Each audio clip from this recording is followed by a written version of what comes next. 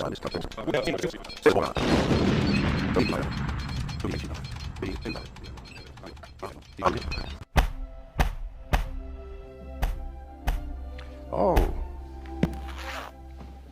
Hello there. My name is John Mcafee. In my last video, I didn't have much time to tell you much about myself. I do apologize. From your emails, I know that many of you have questions about me. I myself have questions about me, although I don't think you could help me with them. The four most popular factual questions are, number one, did I murder my neighbor in Belize? Was I manufacturing illegal drugs in Central America? Was I having sex with underage girls, and was I using bath salts? I can answer a resounding no to all three of those questions. Was I really living with 7 women in Belize? Now, that's a tricky one. There were, in fact, days when all 7 were present. The constant bickering, jealousies, and demands for attention reached such an extreme on those days that often I considered tying a boat anchor around my waist and walking off the end of my pier. But generally, 2 or 3 were absent, and sometimes more.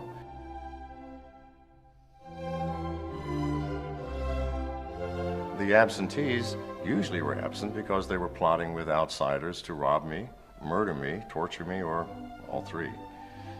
I could never decide whether I preferred the constant plotting or the constant bickering. Life is an imperfect affair at best. But in any case, these are the 7 women. From left, Amy 2, Amy 1, Marcia, Angie, Tamisha, Zyra, and dear Samantha.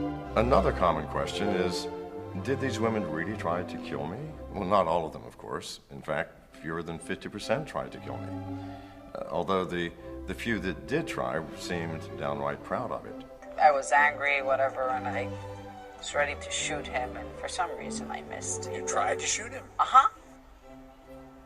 Yes. And I also tried to cut his throat, but he just leaned against the wall and said, do it. I'm still deaf in my left ear from a gunshot fired at close range when Amy tried to shoot me in the head. Marcia and Samantha, while no less vitriolic, kept their attempts more private. Of the 3, Marcia was certainly the most entertaining. She was a very sweet girl, as this picture shows. Samantha's attempts to kill me were too numerous to recount. She and Amy 1 were my favorites.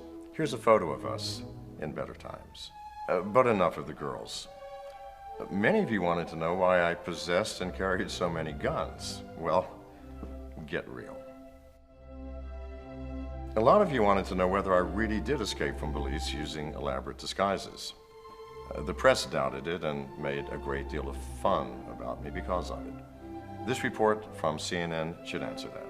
Just hours ago, CNN's own Martin Savage found Mcafee in Belize in an elaborate disguise, and he talked on camera.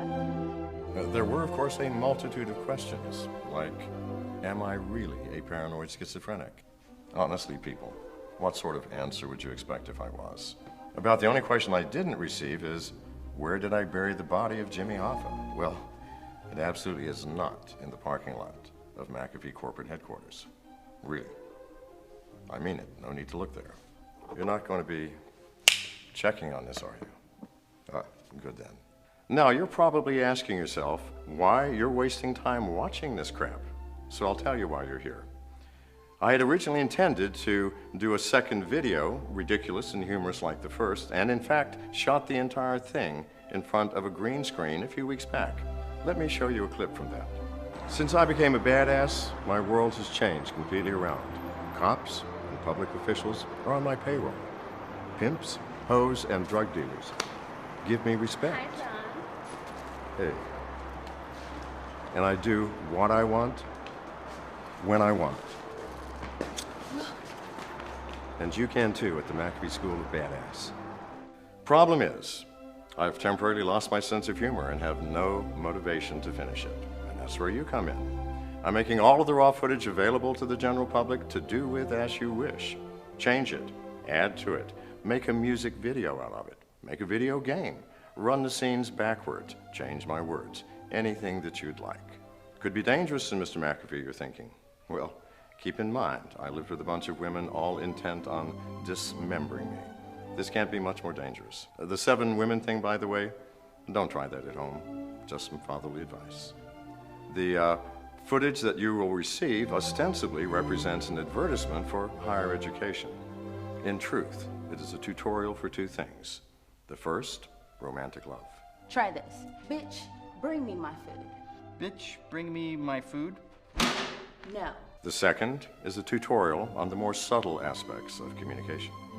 All right, so what kind of problems you be having? My boss? Oof, he's really mean.